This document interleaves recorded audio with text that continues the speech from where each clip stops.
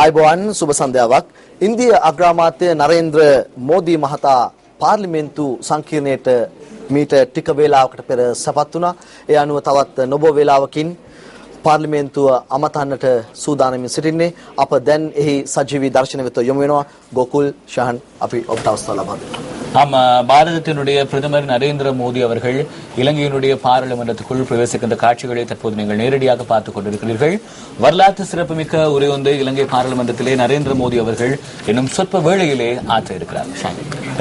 Very good afternoon to you. Welcome back to a live broadcast of Indian Prime Minister Narendra Modi's visit to Sri Lanka. What you see on your screens now is Prime Minister Narendra Modi arriving at the parliamentary complex to deliver his statement in Parliament.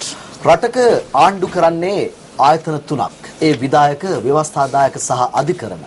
නීති සම්පාදනය කරන්නේ පාර්ලිමේන්තුව. පාර්ලිමේන්තුවේ ගරු කතානායක චමල් රාජපක්ෂ මහතා අග්‍රාමාත්‍යවරයා මහත් හරසරින් පිළි අරගෙන රතු පළස මතින් පාර්ලිමේන්තු සභා ගර්භයට කැඳවාගෙන යන මොහොතයි මේ ඔබ දකින්නේ. ත්‍රිවිධ හමුදා නිලධාරීන් පෙරටුව, ව්‍යවස්ථාදායක සභාව, එසේත් නැත්නම් පාර්ලිමේන්තුවේ ගරු කතානායකතුමන්, නියෝජ්‍ය කතානායකතුමන්, මහලේකම්තුමන්, වේත්‍රධාරී ඇතුළු ඒ නිලතල හොබවන සියලු නිලධාරීන් මේ අවස්ථාවට සහභාගී වෙනවා. අප වාර්තාකරුවන් පවසන පරිදි එලිමහනේ දැඩි වර්ෂාපතනයක් පතිත වන බවයි පෙනෙන්නට තිබෙන්නේ. පාර්ලිමේන්තු සංකීර්ණය ශ්‍රී ජයවර්ධනපුර කෝට්ටේ. රටක පාර්ලිමේන්තුව ආමන්ත්‍රණය කිරීම යනු ඒ රටේ ජනතාව ආමන්ත්‍රණය කිරීමයි. ඒ අනුව යම් රාජ්‍ය නායකයෙක් නිල සංචාරයක් සඳහා ශ්‍රී ලංකාවට පැමිණි අවස්ථාවලදී එම රාජ්‍ය නායකයාට ලබා දිය හැකි උපරිම රාජ්‍ය ගෞරවය බවට පත්වන්නේ පාර්ලිමේන්තුව ආමන්ත්‍රණය කිරීම සඳහා අවස්ථාව ලබා දීම. ඒ අනුව වසර 28කට පසුව ශ්‍රී ලංකාවේ නිල සංචාරයක නියැලෙන ඉන්දීය අග්‍රාමාත්‍යවරයා අද මෙරට පාර්ලිමේන්තුව ආමන්ත්‍රණය කිරීමට තවත් ටික වේලාවකින් බලාපොරොත්තු වෙනවා. கோகுல். 28 ஆண்டுகளின் பின்னர் தான் இந்திய பிரதமர் ஒருவர் இலங்கைக்கு உத்தியோகபூர்வமான அரசு அழைப்பினை ஏற்று ஒரு விஜயத்தை மேற்கொண்டிருக்கிறார். அவர்தான் பாரதத்தினுடைய 15வது பிரதமரான நரேந்திர மோடி அவர்கள். இதற்கு முன்னர் 1987 ஆண்டு ராஜீவ் காந்தி அவர்கள் இந்திய பிரதமராக பதவி வகித்த பொழுது இலங்கைக்கு விஜயம் செய்திருந்தார். இலங்கையினுடைய பாராளுமன்றத்திலே வரலாற்று சிறப்புமிக்க உரையினை பாரதத்தினுடைய பல பிரதமர்கள் ஆற்றியிருக்கிறார்கள். அந்த வரிசையிலே இன்றைய தினம் நரேந்திர மோடி இடம் பிடிக்கிறார். குறிப்பாக நாங்கள் பார்க்கின்ற பொழுது 1962 ஆண்டு அக்டோபர் 13 ஜவஹர்லால் நேரு இந்திய பிரதமர் இலங்கை பாராளுமன்றத்திலே உரையாற்றியிருந்தார். அவரைத் தொடர்ந்து 1973 ஆண்டு ஏப்ரல் 28 இந்திரா காந்தி அம்மையார் இலங்கை பாராளுமன்றத்திலே உரையாற்றியிருந்தார். தொடர்ந்து 1979 ஆண்டு பிப்ரவரி 9 மொரார்ஜி தேசாய் இலங்கையினுடைய பாராளுமன்றத்திலே உரையாற்றியிருந்தார். இவர்கள் அனைவரும் காலிமுகத்திடலில் இருக்கக்கூடிய இலங்கையினுடைய பழைய பாராளுமன்றத்தில் தான் உரையாற்றியிருந்தார்கள். இந்த இந்திய பிரதமர்கள் வரிசையிலே கோட்டை ஸ்ரீ ஜெயவர்தனபுரியில் இருக்கக்கூடிய புதிய பாராளுமன்றத்திலே முதன் முறையாக உரையாற்றுகின்ற பெருமையை பெறுகின்ற இந்திய பிரதமராக நரேந்திர மோடி அவர்கள் விளங்குகிறார். அது மாத்திரமல்லாமல் இம்முறை இவர் இந்த உரையை ஆற்றுகின்ற பொழுது பாராளுமன்றத்திலே பார்லிமெண்ட் உறுப்பினர்கள் சகிதம் சபாநாயகர், அது மாத்திரமல்லாமல் செங்கோலும் பாராளுமன்றத்திலே இருக்கின்ற பொழுது இந்திய பிரதமர் ஒருவர் உரையாற்றுகின்ற விசேடமான சந்தர்ப்பமாகவும் இந்த சந்தர்ப்பம் அமைந்திருக்கிறது. இதற்கு முன்னர் 1985 ஆண்டு ஏப்ரல் 13 பிரித்தானிய பிரதமர் மார்கரெட் தச்சர், இரும்பு பெண்மணி என்று வர்ணிக்கப்படுகின்ற மார்கரெட் தச்சர் இலங்கை பாராளுமன்றத்திலே இவ்வாறான வரலாற்று சிறப்புமிக்க ஒரு உரையை ஆற்றியிருந்தார். Thank you very much. Well, a very good afternoon to you if you're just joining us. This is a live broadcast of Indian Prime Minister Narendra Modi's visit to Sri Lanka. Narendra Modi arrived in the island at around 5:30 in the morning, following which he was accorded a ceremonial welcome at the President's office, including a guard of honor and gun salute, following which he held bilateral discussions with President Maithripala Sirisena. He addressed the media at the President's office, following which 4 bilateral agreements were signed by the two countries. He then visited the Mahabodhi Society at the Agra Shavaka Mahavihara in Maradana, and now he's due to address Parliament, which he will be the 4th Indian Prime Minister to do so. The first being Jawaharlal Nehru on the 13th of October 1962, the second being Indira Gandhi on the 28th of April 1973, followed by Shri Morarji Desai on the 6th of February 1979. ශාහින් අද මේ සංචාරය කෙතරම් ශ්‍රී ලංකාවට වැදගත්ද, කෙතරම් ආසියාවට වැදගත්ද, කෙතරම් ලෝකෙට වැදගත්ද. ලෝක දේශපාලනයේ බලතුලනයට මේ ඉන්දියාවේ භූමිකාව ඉතාම තීරණාත්මකයි. ඔබ දන්නවා ඉන්දිය සාගරයේ මුතු වැටේ ලෙස නම් ලද ශ්‍රී ලංකාව ඉන්දියන් සාගරයේ මර්මස්ථානයක පිහිටා තිබීම, එහෙම නැත්නම් ඉන්දීය උපමහද්වීපයේ ඉතාම සුවිශේෂී ස්ථානයක පිහිටා තිබීමම ශ්‍රී ලංකාව කෙරේ ජාත්‍යන්තර අවධානය තීව්‍ර වෙනවා. මේ නිසා අද නරේන්ද්‍ර මෝඩි මහතා අද උදෑසන අමතා කළ කතාව, ඉන් අනතුරුව මහබෝධි අග්‍රශ්‍රාවක විහාරස්ථානයේදී සිදු කළ කතාව, අද පාර්ලිමේන්තුව අමතා කරන කතාව මා හිතන්නේ මෙරට මෙන්ම ලෝකයේ දේශපාලන විචාරකින්ගේ නොමද අවධානයට ලක් වේවි. විශේෂයෙන්ම ජවහර්ලාල් නේරුතුමන් 1962 වසරේ ශ්‍රී ලංකා පාර්ලිමේන්තුව ආමන්ත්‍රණය කරනු ලැබුවා. වාර්තාවලට අනුව 1973 වසරේ සමගි ආණ්ඩුව යුගයේ සිරිමාව බණ්ඩාරනායක මැතිණියගේ යුගයේ ඉන්දිරා ගාන්ධි මැතිණිය ශ්‍රී ලංකාවේ පාර්ලිමේන්තුව ආමන්ත්‍රණය කළා. ඊට අමතරව 1979-77 ආණ්ඩු පෙරළියෙන් පසු විවෘත ආර්ථිකය ශ්‍රී ලංකාවට හඳුන්වා දුන්නෙන් පසුව පළමු විධායක ජනාධිපතිවරයා බවට පත් වූ ජේ.ආර්. ජයවර්ධන මහතාගේ යුගයේ 1979 ශ්‍රී මොරාජී දේසායි මහතා අග්‍රාමාත්‍යවරයා හැටියට ශ්‍රී ලංකාවේ පාර්ලිමේන්තුව ආමන්ත්‍රණය කරනු ලැබුවා. මේ අවස්ථා තුන හැරුණකොට වෙනත් ඉන්දීය ජනනායකයෙක් මෙරට පාර්ලිමේන්තුව අමතා නැහැ. ඒ අනුව සිව්වැන්නා බවටයි නරේන්ද්‍ර මෝදි මහතා පත්වන්නේ. මේ මෝදි මහතා ශ්‍රී ලංකාවට පැමිණෙන්නේ 28 වසරකට පසු අග්‍රාමාත්‍යවරයෙක් ශ්‍රී ලංකාවේ සංචාරය කරන පළමු අවස්ථාව. මෙන්න අප සතුව තිබෙන තොරතුරු මීට පෙර වී.පී. සිං, ආර්. චන්ද්‍රසේකර, දේව් ගෞඩා, අයි.කේ. ගුජ්රාල්, නරසිංහ රාව්, අතල් බිහාරි වජ්පායි, ආචාර්ය මන්මෝහන් සිං, නරේන්ද්‍ර මෝදි යන අද වර්තමාන අග්‍රාමාත්‍යවරයා දක්වා අග්‍රාමාත්‍යවරුන් පැමිණ තිබෙනවා ශ්‍රී ලංකාවේ. මෙහිදී අවස්ථා තුනකදී ගුජ්රාල් මහතාත්, වජ්පායි මහතාත්, මන්මෝහන් සිං මහතාත් ශ්‍රී ලංකාවට පැමිණියේ විවිධ ජාත්‍යන්තර සමුළු නියෝජනය කිරීම සඳහායි. නමුත් රටක ආරාධනයෙන් නිල සංචාරයක් සඳහා ඉන්දිරා ගාන්ධිගෙන් පසුව එන මේ අග්‍රාමාත්‍ය නාමාවලිය රජීව් ගාන්ධි මහතා 87 පැමිණෙනවා. ඉන් පසුවයි මේ අග්‍රාමාත්‍යවරයා දෙදින සංචාරය සඳහා පැමිණෙන්නේ. අප මේ යොහුසුලුව කල් මරන්නේ, එසේ නැත්නම් මේ කාලය ගනු ලබන්නේ අර සුවිශේෂී අප කිව් අවස්ථාව ලැබෙනතුරු ඒ ශ්‍රී ලංකා ප්‍රජාතාන්ත්‍රික සමාජවාදී ජනරජයේ පාර්ලිමේන්තුව ආමන්ත්‍රණය වනතුරු. கோகுல். ஆமா, 1987 ஆண்டு பாரதத்தினுடைய பிரதமராக ராஜீவ் காந்தி அவர்கள் பதவியேற்றிருந்தார். அதனைத் தொடர்ந்து வி.பி. சிங், சந்திரசேகரன், தேவகவுடா, ஐ.கே. குஜ்ரால், நரசிம்மராவ், அடல் பிஹாரி வாஜ்பாய் மற்றும் கலாநிதி மன்மோகன் சிங் ஆகியோர் பாரதத்தினுடைய பிரதமர்களாக பதவியேற்றிருந்தார்கள். இவர்களுடைய காலகட்டத்திலே ஐ.கே. குஜ்ரால், அடல் பிஹாரி வாஜ்பாய் மற்றும் கலாநிதி மன்மோகன் சிங் ஆகிய மூவரும் இலங்கையிலே நடைபெறுகின்ற மாநாடுகளுக்காக வருகை தந்திருந்தார்கள். ஆனால் 1987 ஆண்டு ராஜீவ்காந்தி அவர்கள்தான் இலங்கைக்கு உத்தியோகபூர்வமாக அரசு அழைப்பினை ஏற்று வருகை தந்திருந்தார். அவரினை தொடர்ந்து 28 ஆண்டுகளின் பின்னர் இன்றைய தினம் 2015 ஆண்டு மார்ச் மாதம் 13ஆம் தேதி பாரதத்தினுடைய 15வது பிரதமரான நரேந்திர மோடி உத்தியோகபூர்வ விஜயத்தினை ஏற்று இலங்கைக்கு வருகை தந்திருந்தார். மோடி அவர்கள் தேர்தலிலே வெற்றி பெற்ற பிறகு பல்வேறு மக்கள் நலன் சார்ந்த திட்டங்களை முன்னெடுத்து சர்வதேச ரீதியில் இருக்கக்கூடிய மக்களுடைய மனங்களை மாத்திரமல்லாமல் ஆசியாவில் இருக்கக்கூடிய மக்களுடைய மனங்களையும் வென்றிருந்தார். குறிப்பாக தூய்மை இந்தியா திட்டம் என்கின்ற திட்டத்தை 2014 அக்டோபர் 2ஆம் தேதி காந்தி ஜெயந்தி அன்று அவர் முன்னெடுத்திருந்தார். இந்த திட்டத்தினூடாக அரசியல் நோக்கமின்றி பாரதம் சுத்தமாகவும் துப்புரவாகவும் இருக்க வேண்டும் என்கின்ற நோக்கத்தினை அவர் முன்வைத்திருந்தார். அந்த திட்டத்தினை கிரிக்கெட் வீரரான சச்சின் டெண்டுல்கர், கமல்ஹாசன் மற்றும் பிரியங்கா என்கின்ற அனைவருமே அந்த திட்டத்தை பின்பற்றி இருந்தார்கள். அதனைத் தொடர்ந்து ஏழ்மையை விரட்டுகின்ற திட்டமான ஜன் தன் யோஜனா என்கின்ற திட்டத்தினை நரேந்திர மோடி அவர்கள் ஆரம்பித்திருந்தார். இந்த திட்டத்தினூடாக இந்திய பிரஜைகள் அனைவரும் வங்கிக் கணக்குகளை பேண வேண்டும் என்கின்ற அந்த சிந்தனையை மக்கள் மத்தியிலே நரேந்திர மோடி அவர்கள் விதைத்திருந்தார். அதனைத் தொடர்ந்து பெண் சிசுக்களை காக்க வேண்டும் என்கின்ற நோக்கத்திலே சுகன்யா சம்ருதி யோஜனா என்று சொல்லக்கூடிய ஒரு திட்டத்தினையும் நரேந்திர மோடி அவர்கள் அறிமுகப்படுத்தியிருந்தார். ගෝකුල් මොනවද මේ ගොඩක් දමිළ භාෂාවෙන් කතා කරලා බොහෝ සම්මාන ලබාගත් බවක් හැඟෙනවා. මම කැමති සිංහලෙන් පොඩ්ඩක්. ඔව් රොෂාන්, නරේන්ද්‍ර මෝඩි අකමැතිතුමා වුණාන් පස්සේ එයා ඇවිල්ලා ගොඩක් යෝජනාවල් ඉන්දියාවට අරන් ආවා. එක යෝජනාවක් තමයි ක්ලීන් ඉන්දියා කියන සුපිරිසිදු ඉන්දියාව. ඒක අරන් ආවා. ඊට පස්සේ එයා අරන් ආපු එක සචින් ටෙන්ඩුල්කර්, අනිත් එක තෙන්නින්දිය නළුවා කමල්හාසන්, ප්‍රියංකා චෝප්‍රා මේ ඔක්කොම ඒගොල්ලන් පිළිබඳුවා ඒක.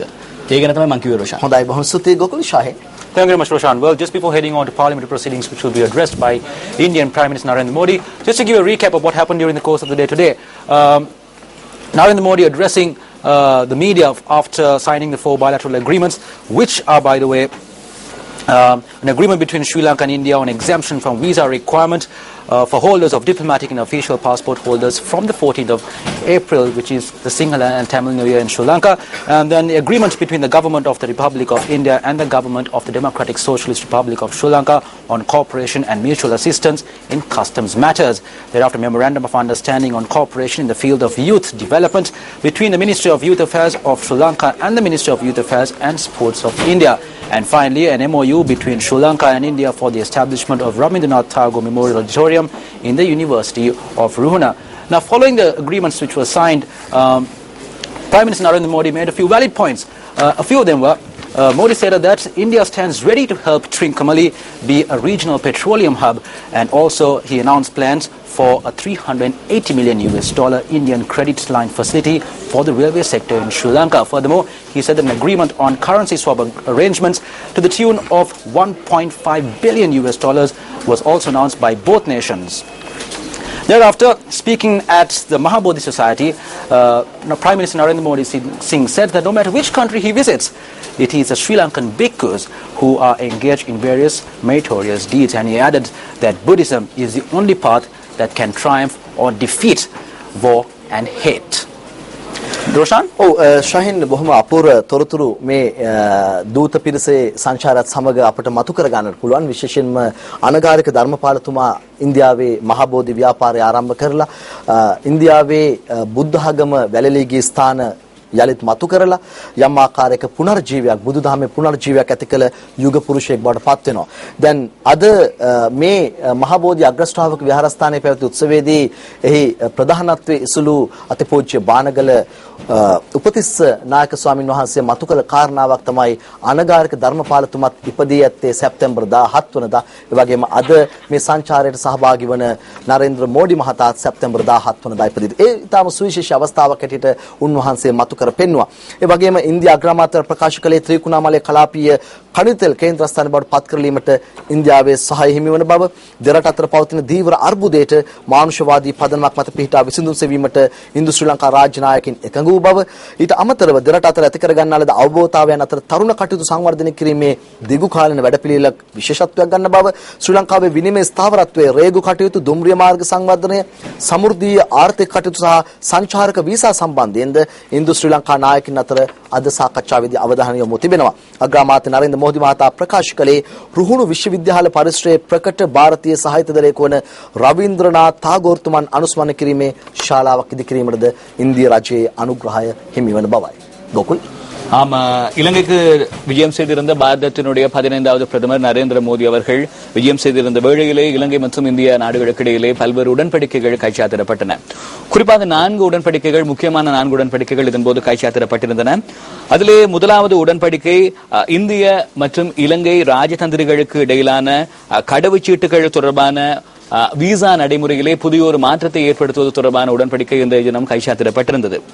அதனைத் தொடர்ந்து 2 நாடுகளுக்கு இடையிலே இருக்கக்கூடிய சுங்க ஊழியர்கள் சம்பந்தமாகவும் சுங்க ஊழியர்களுடைய கடமை சம்பந்தமான ஒரு உடன்படிக்கையும் கைச்சாத்திடப்பட்டிருந்தது.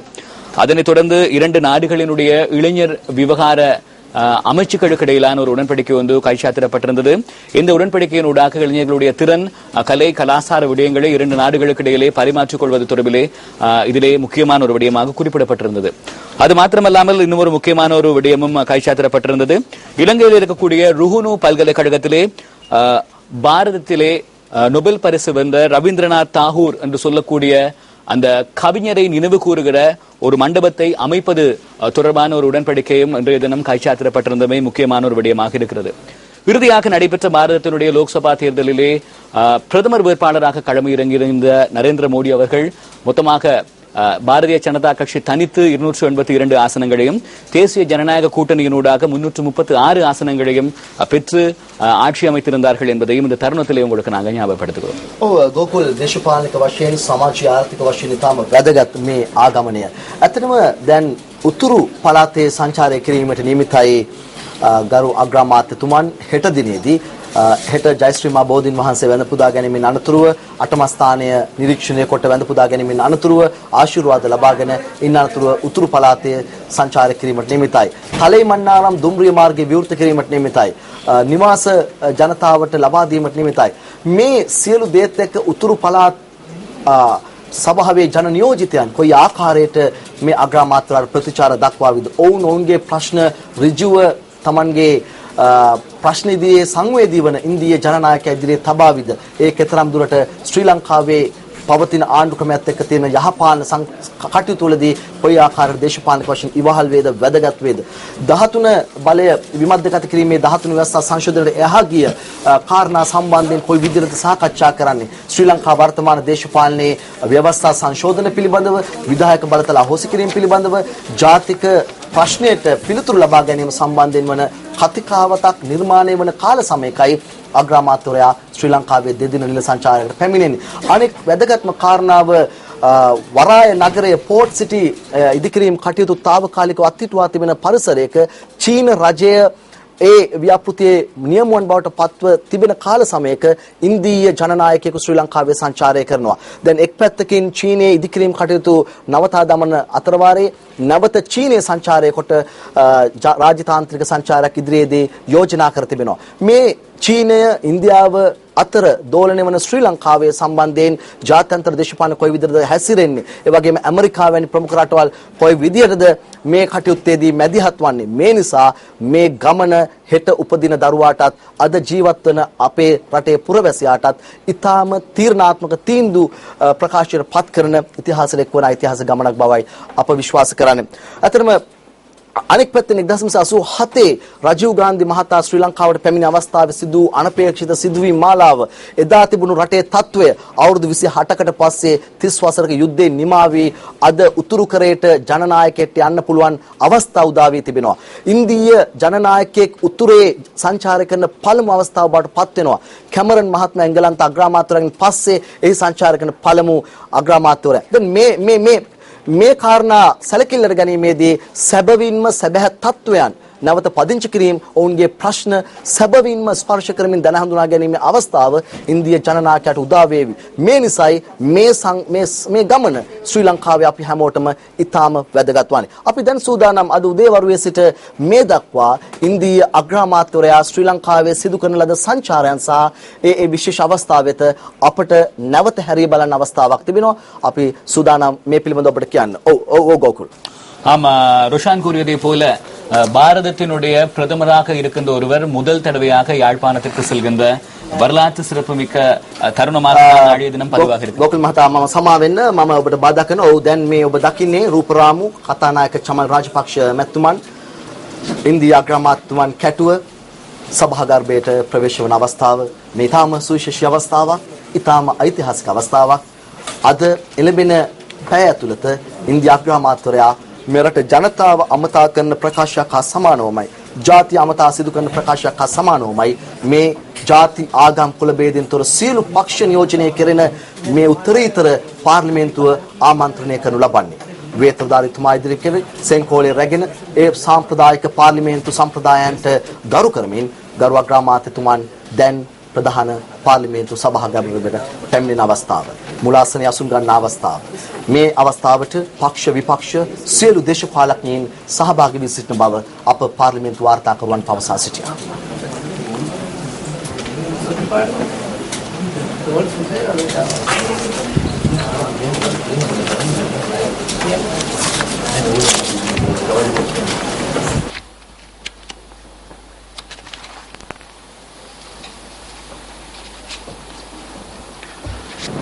Order, please.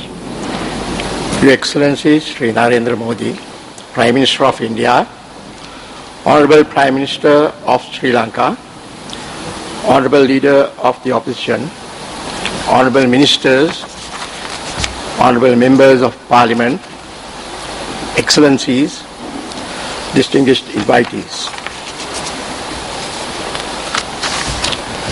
I am deeply honored and privileged to welcome Your Excellency to the Parliament of Sri Lanka on your historic and momentous visit.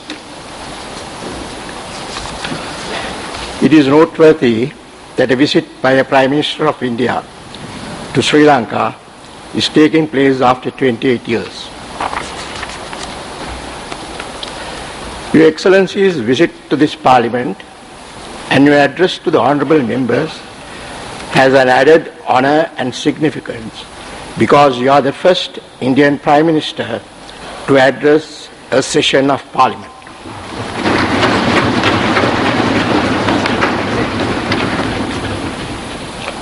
Our countries and people have centuries-old relationship through common cultural, religious and civilizational bonds. The deeply cherished traditions of Buddhism and Hinduism prosper amongst our peoples.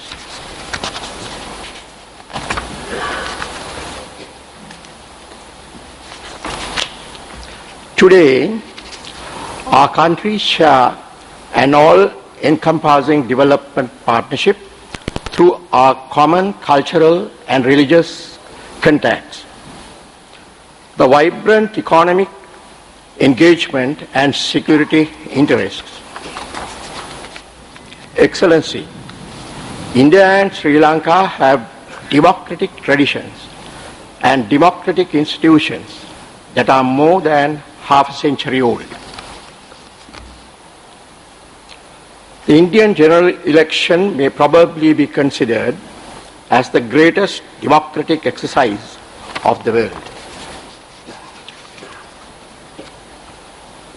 We can also be proud that we have practiced, sustained and nurtured democracy in its true spirit for several centuries. Existence of democratic concepts as practiced by Licchavi rulers is also manifested in our history. At this time of opportune, let me recall the history of relationship between our two legislatures.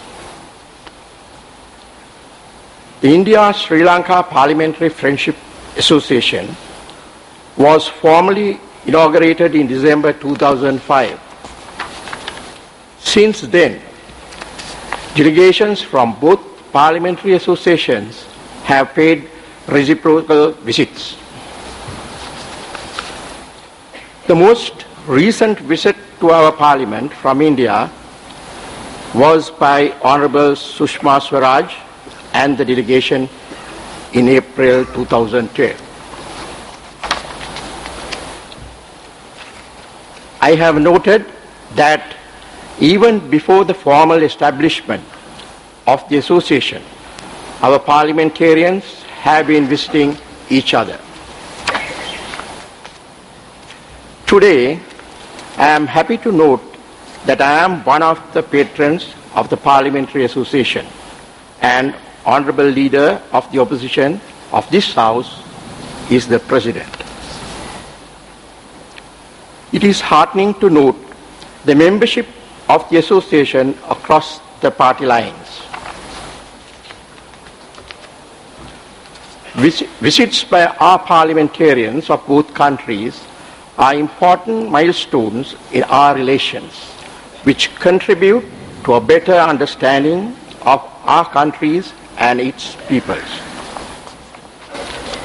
In this connection, I am happy to recall the state visit of His Excellency, the President Maithripala Sirisena, to India last month. Excellency, on the 26th May last year, you took oath as the Prime Minister of India after receiving a resounding mandate from your people. Before that, during your 13-year-long stint as the Chief Minister of Gujarat, you transformed the state into a growth engine.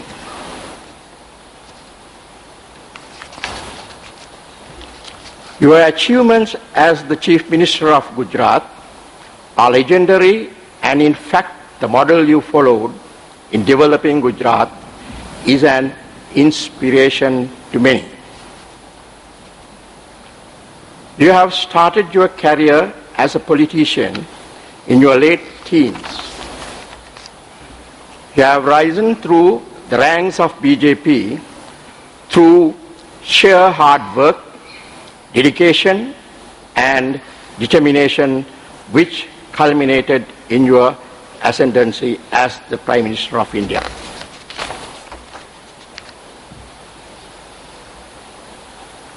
I am confident that Your Excellency's visit to this legislature and your words of wisdom will immensely contribute to further cement the relations between us. Excellency, on behalf of the Parliament of Sri Lanka, may I wish you good health, happiness, and may your visit to this country be a memorable one for both our nations.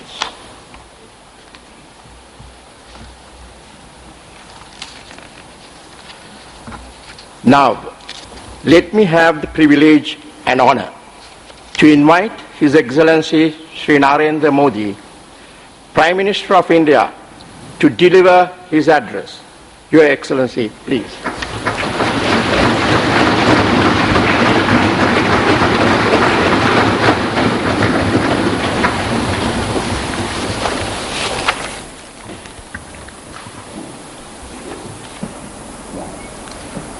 Honorable Speaker of Parliament, Mr.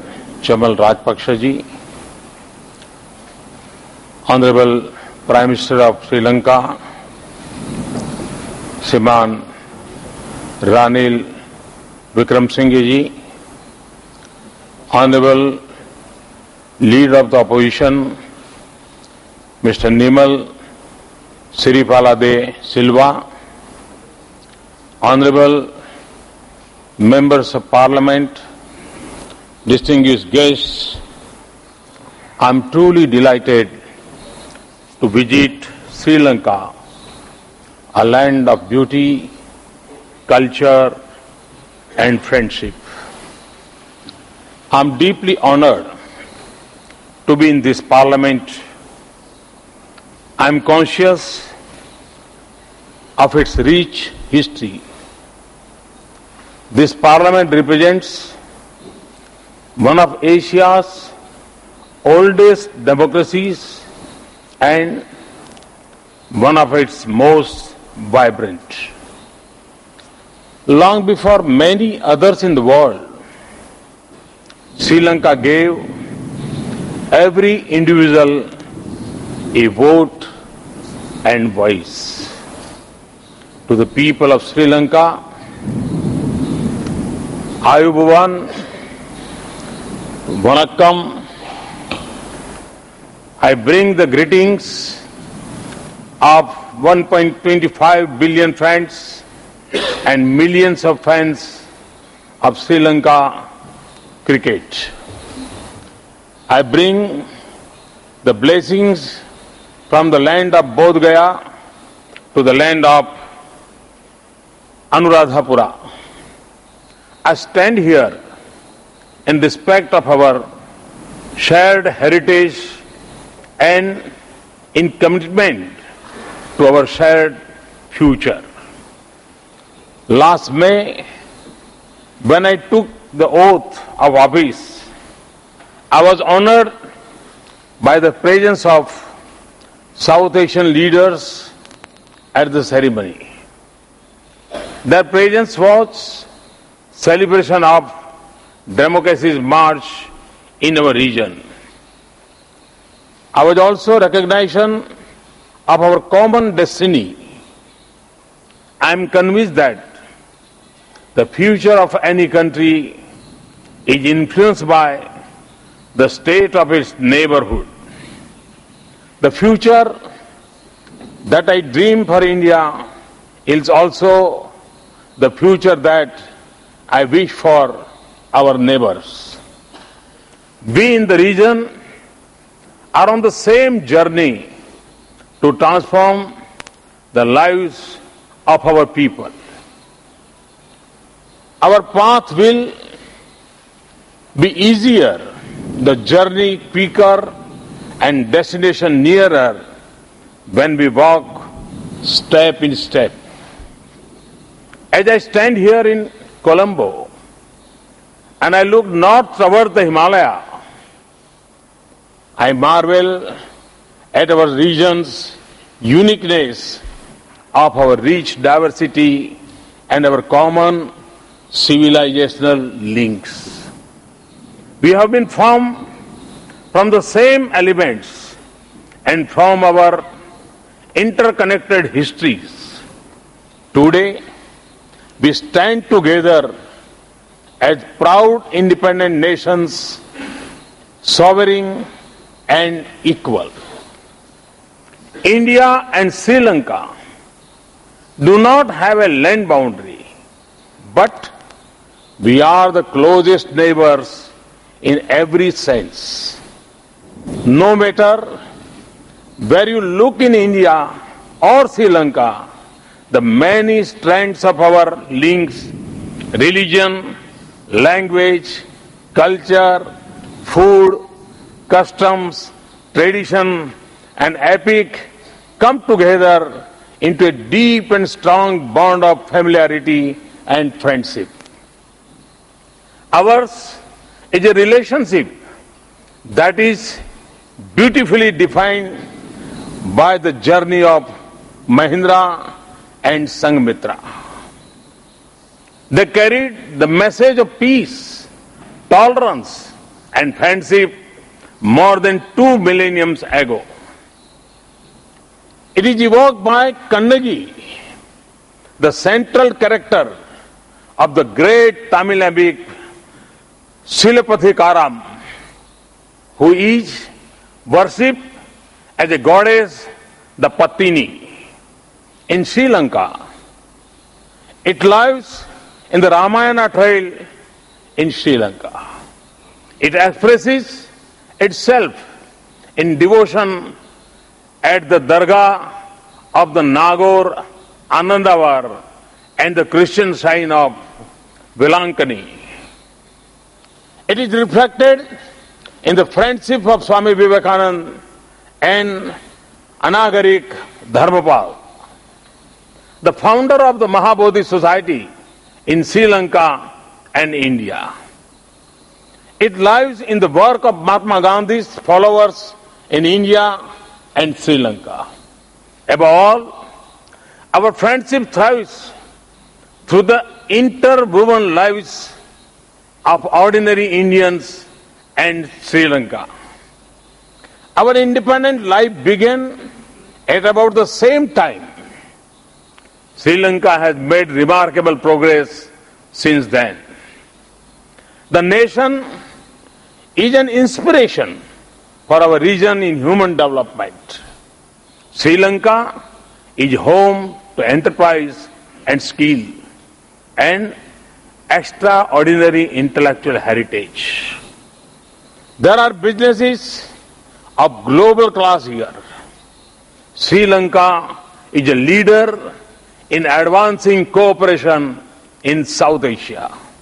And it is important for the future of the Indian Ocean region. Sri Lanka's progress and prosperity is also a source of strength for India. So, Sri Lanka's success is of great significance to India. And as a friend, our good wishes and our support and solidarity have always been with Sri Lanka. And it will be always be there for you. For all of us in our region, our success depends on how we define ourselves as a nation. All of us in the region, indeed every nation of diversity, have dealt with the issues of identities and inclusion, of rights and claims of dignity and opportunity for different sections of our society. We have all seen its diverse expressions. We have faced tragic violence We have encountered brutal terrorism. We have also seen successful examples of peaceful settlements. Each of us has sought to address these complex issues in our own ways. However, we choose to reconcile them. To me, something is obvious. Diversity can be a source of strength for nations. When we accommodate the aspirations of all sections of our society, the nation gets the strength of every individual. And when we empower states and districts and villages, we make our country stronger and stronger. You can call this my bias. I have been a chief minister for 13 years, a prime minister for less than a year. Today, my top priority is to make the states in India stronger. I am a firm believer in cooperative federalism.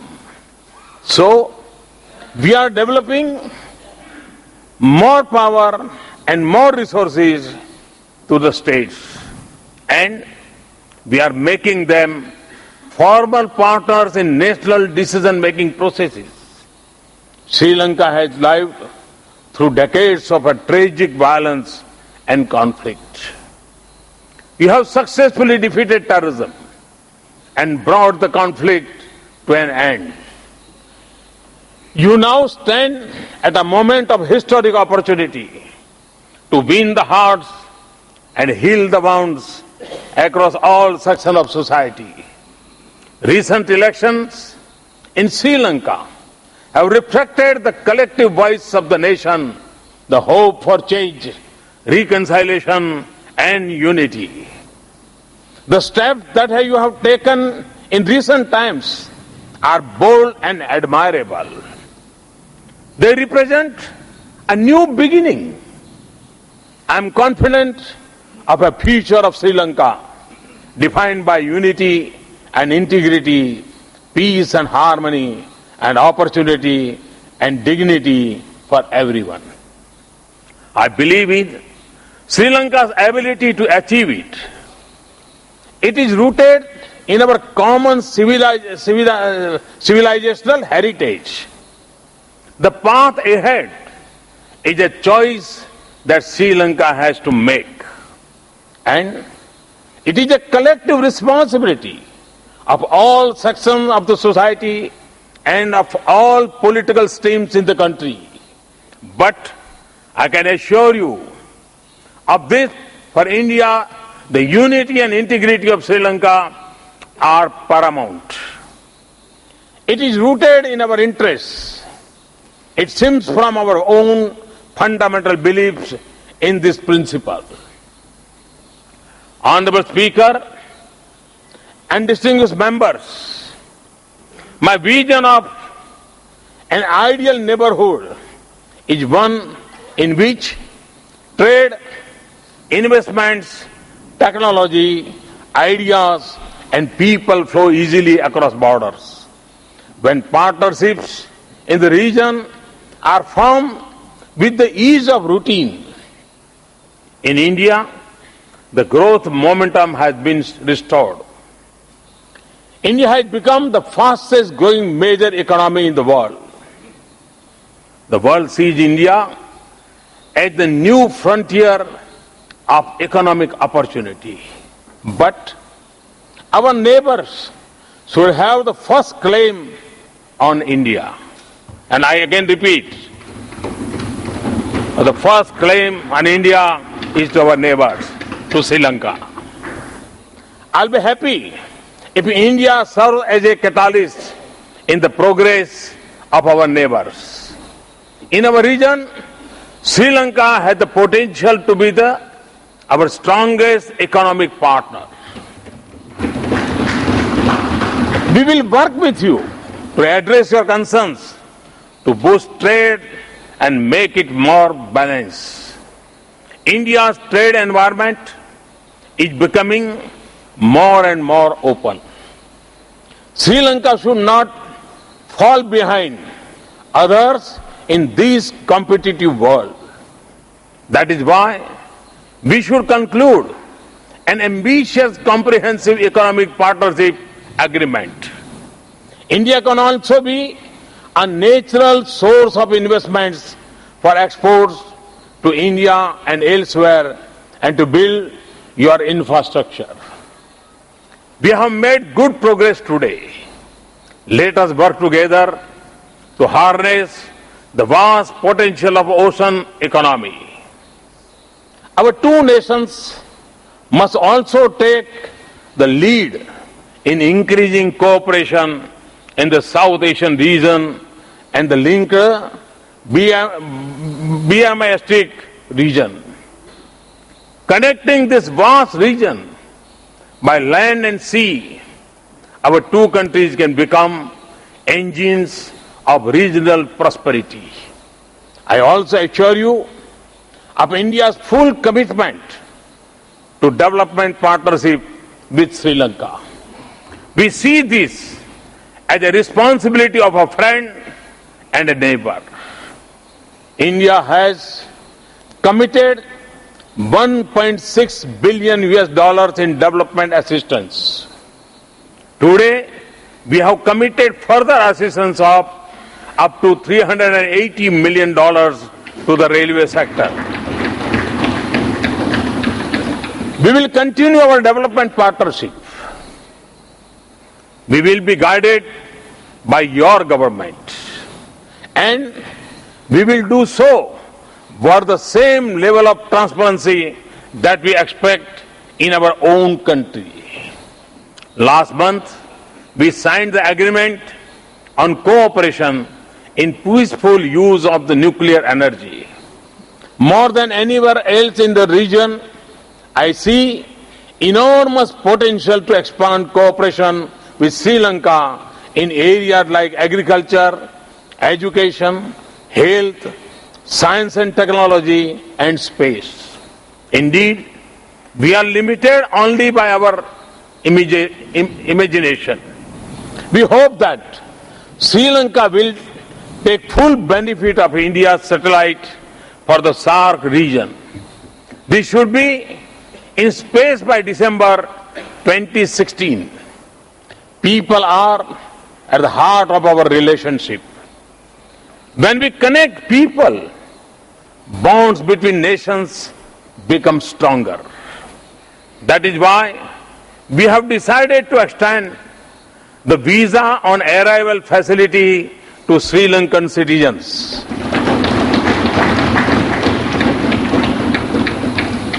We will also increase connectivity between our countries. We will strengthen ties of culture and religion. Last month, we announced reduction in fees for Sri Lankan nationals visiting National Museum in Delhi to see the Kapilavastu relics. We will bring our shared Buddhist heritage closer to you through an exhibition. Together, we will develop our Buddhist and Ramayana trails. My birthplace, Vadnagar, was an international center of Buddhist learning in ancient times. Excavations have revealed a hostel for 2,000 students in plan to redevelop the center. Mr. Speaker, a future of prosperity requires a strong foundation of security for our countries and peace and stability in the region. The security of our two countries is indivisible. Equally, our shared responsibility for our maritime neighborhood is clear. India and Sri Lanka are too close to look away from each other, nor can we be insulated from one another. Our recent histories have shown that we suffer together and we are more effective when we work with each other. Our cooperation helped deal with the devastation of tsunami in 2004. As a Chief Minister, I was pleased to share our experience in reconstruction after the Bhuj earthquake in 2001.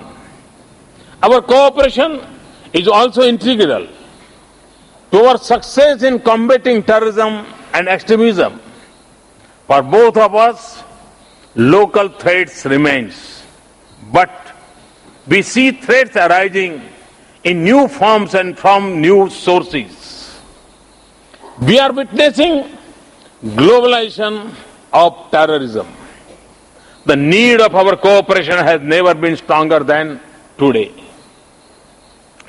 The Indian Ocean is critical to the security and prosperity of our two countries, and we can be more successful in achieving these goals if we work together, build a climate of trust and confidence, and we remain sensitive to each other's interests. We deeply value our security cooperation with Sri Lanka.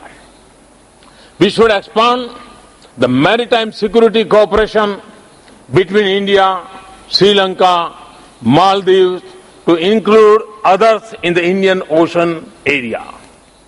I often say that the course of the 21st century would be determined by the currents of the Indian Ocean. Shaping its direction is a responsibility for the countries in the region. We are two countries at the crossroads of the Indian Ocean. Your leadership and our partnership will be vital for building a peaceful, secure, stable and prosperous maritime neighborhood. In our deeply interconnected lives, it is natural to have differences. Sometimes it touches the lives of ordinary people. We have the openness in our dialogue, the strength of our human values, and the goodwill in our relationship to resolve them. Mr. Speaker, Sri Lanka and India are at a moment of a great opportunity and responsibility for realizing the dreams of our people. This is also a time for renewal in our relationship, for a new beginning and new vigor in our partnership. We have to ensure that our proximity always translates into closeness. We were honored that President Sirisena chose India as its first destination last month. I am honored to be his first guest here. This is how it should be between neighbors. Tomorrow we'll go to Talaimannar to flag off the train to Madhu Road. This is part of the old India-Lanka rail link. I recall the lines of a famous song, Sindhu Nidyani Misai, composed by the greatest nationalist poet Subramaniam Bharati in the early 20th century. Singala Tiva Kin Vakyanora Palam Ammai Pom. We shall construct a bridge of Sri Lanka. I have come with the hope of building this bridge. A bridge that resets and strong pillars of our shared inheritance of shared values and vision of mutual support and solidarity, of friendly exchanges and productive cooperation, and above all, belief in each other and our shared destiny. Thank you once again for the honor to be with you. Thank you very much. Thanks a lot. Thank you, Excellency. Votes of thanks Honorable Prime Minister. Honorable Speaker, it gives us great pleasure to have in this House and to address us Sri Narendra Modi, Prime Minister of India. It's a visit, I might say, that was long overdue, and you, sir, have fulfilled it, starting a new chapter and a closer relationship between our two nations. You described our parliament as being vibrant. I must tell Sri Narendra Modi that is an understatement, and at the moment you are seeing it in its most subdued hour. But that is the essence of democracy. We have the oldest parliament in Asia. Our history goes back to the Legislative Council of 1835, and we have here today in this House a descendant of one of its original members, Arumugam Pillai Kumarasamy. That's our Minister of Resettlement, Mr. D.M. Swaminathan. You've traced our history of the universal franchise, our Westminster system. But as you rightly said, it's not only the Westminster system. The world forgets that the history of popular assemblies are not confined to Greece. It is much older. From the republics of the Ganges plain, the Lichavi republics, to whom Gautama the Buddha preached that as long as you live and meet in harmony, as long as you discuss in harmony, and as long as you depart in harmony, that a country cannot go into decay. And that's what we ourselves are trying to achieve today in Sri Lanka. How do we, from a Westminster tradition, move towards a more cooperative culture while keeping the identities of political parties and the natural struggle for power which should come in a democracy during the election time. But our traditions are not confined merely to the Lichavians, or as we all know very well, the bringing of the doctrine of Gautama the Buddha by Reverend Mahinda. We are actually a successor to the Mauryan traditions, a tradition which lived in Sri Lanka through the Anuradhapura and the Polonnaruwa kingdoms long after it ceased to be so in India. We developed our ruling systems, our cities, and even our culture, our language of the Sinhalese are based on Pali. All this is a part of our Mauryan heritage, to which we added a hydraulic civilization unparalleled in this region. But, Honorable Prime Minister, it has not been a one-way journey. The original Tamil kingdom was established with the help of a Sinhala prince of Anuradhapura, Prince Manavamma, who commanded one of the armies of Narasingha Varman, the king of Pallava, who defeated Pulakeshin and the Chalukyan kingdom to establish the first Tamilian kingdom in South India. A relationship which had Sri Lanka and the Pallava kingdom, with Kanchipuram at the last center of Buddhism, in close collaboration, taking on, as I told you, the Pandyans, and then together with the Pandyans and Srivijaya, where we dominated the Indian Ocean and the Bay of Bengal until the Cholas defeated all of us and became the ruling power. So we have been a part and parcel of that history, a history which has actually been even brought closer by a modern Sri Lanka, modern India.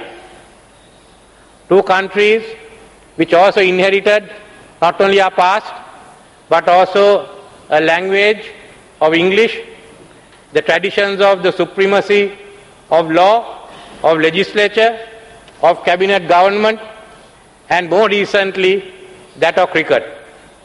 We are in fact two sides of the same coin, travelling on the same journey: peace and prosperity for our people and security for the region. We have a common destiny. As you pointed out, we were the richest region in the world in the 16th century. We have to now achieve that again. And Indo-Lanka relations again will be the foundation stone of converting our region back into the prosperity, as you yourself emphasized in your speech. It should also be based on trade. And I must thank you for granting the visa on arrival, the e-visas, which will be a starting point.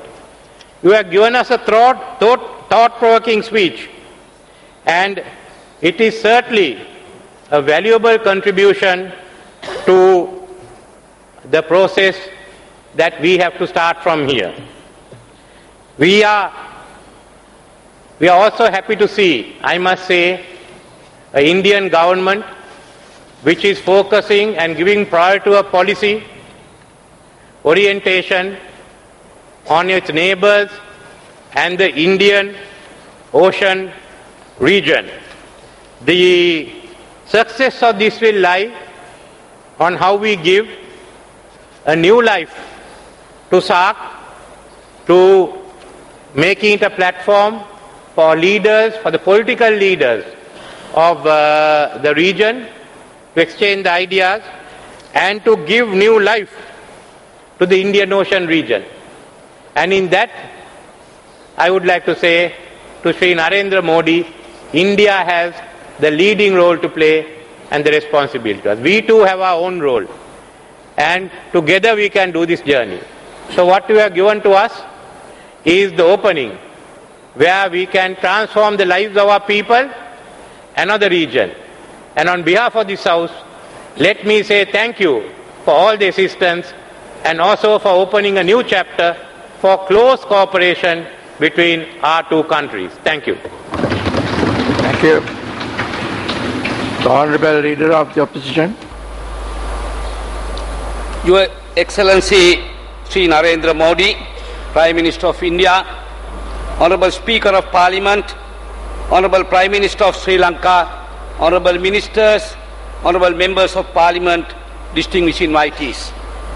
As the Leader of the Opposition, I feel honoured and privileged to propose the vote of thanks on Your Excellency's historic visit to the Parliament of Sri Lanka.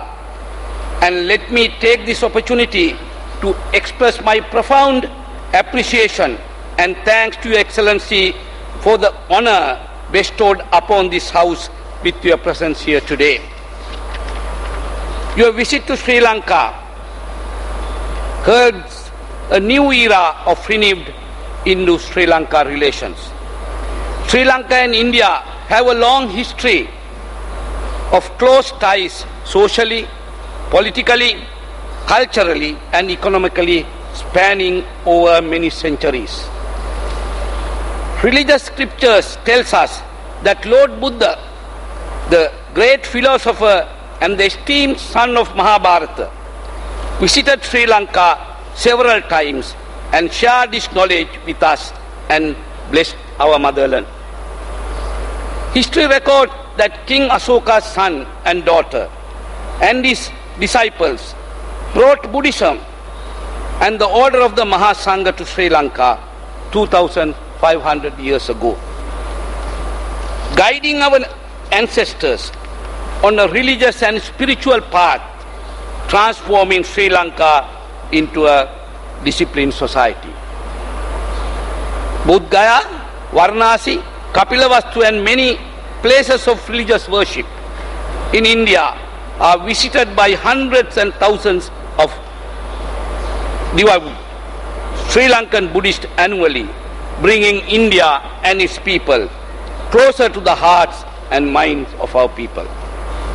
Similarly, Puttaparthi, Tirupati, Whitefields and Velankani are some other places of religious worship frequented by Sri Lankans of other religious denominations as well as Buddhist. Similarly, many Indians too visit popular religious places in Sri Lanka such as Kataragama and Sitaeliya, which has further strengthened the ties between two nations. Many Indian leaders have visited Sri Lanka in the past, strengthening bilateral economic cooperation and improving our cultural and social ties in the past. From time immemorial, Sri Lanka and India have had excellent trade relations, and as a result, we are proud that India has become one of our leading trading partners. Your Excellency, you are a self-made man worthy of emulation, and you are a glowing example to our politicians in Sri Lanka and also SAARC region. Without a family dynasty to back you, your inspiring journey to the office of the Prime Minister of Mahabharat, starting from a very humble beginning in Vadnagar, a rural town in North Gujarat, has been a journey of courage, compassion and constant hard work, devoting your entire life to the service of your people.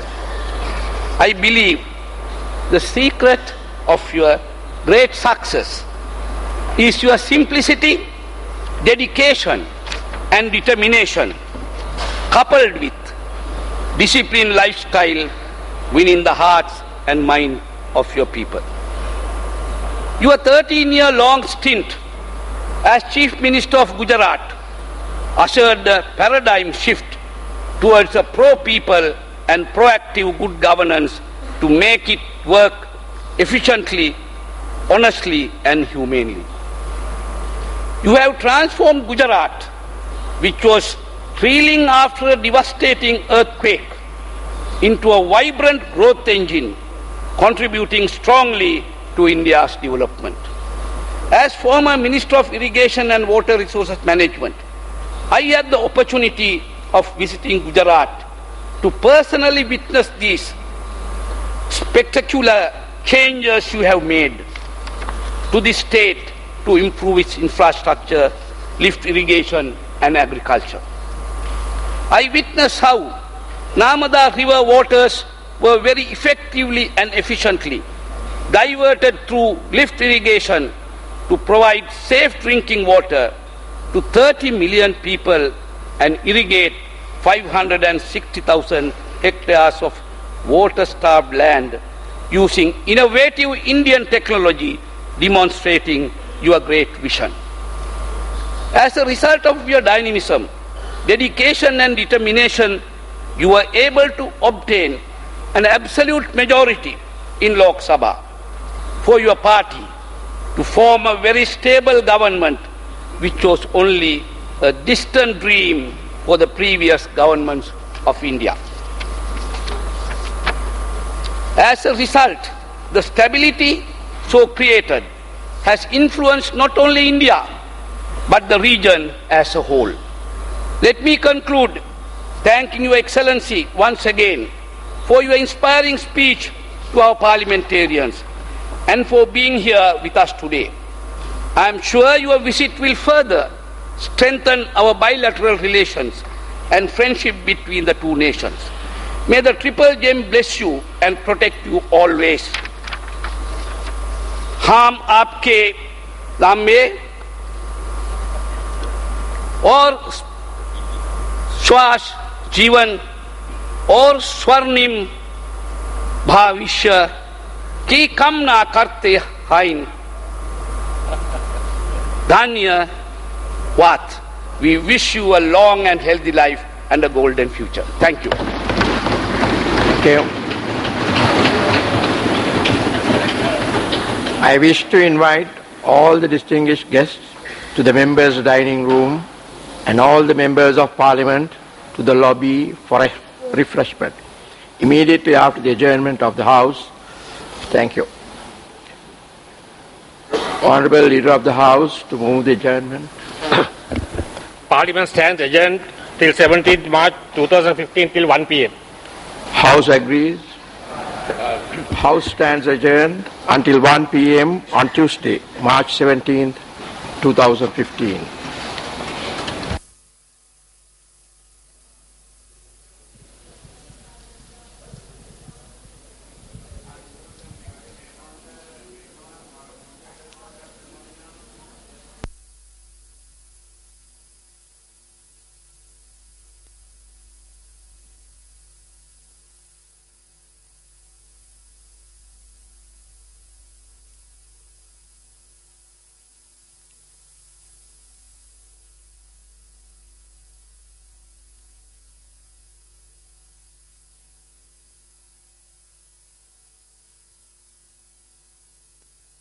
Mr. Narendra Modi bidding farewell and that was හොඳයි සිරස TV ප්‍රේක්ෂක හිතවතුනි ශක්ති TV MTV sports ප්‍රේක්ෂක හිතවතුනි ඒ මෙරටට පැමිණි දෙදින නිල සංචාරයකට සහභාගී වන India අග්‍රාමාත්‍ය Narendra Modi මහතා පාර්ලිමේන්තු සැසිවාරයට සහභාගී වූ සජීවී විකාශයේ තොරතුරු ඉතාම වැදගත් රටට තමන්ගේ රටට කලාපයට ලෝකයට වැදගත් වන ඓතිහාසික මෙන්ම ආර්ථික සමාජීය වැදගත් කරුණු කාරණා රැසකින් වර්ණවත් කරමින් තම දේශනය පවත්වනු ලැබුවා.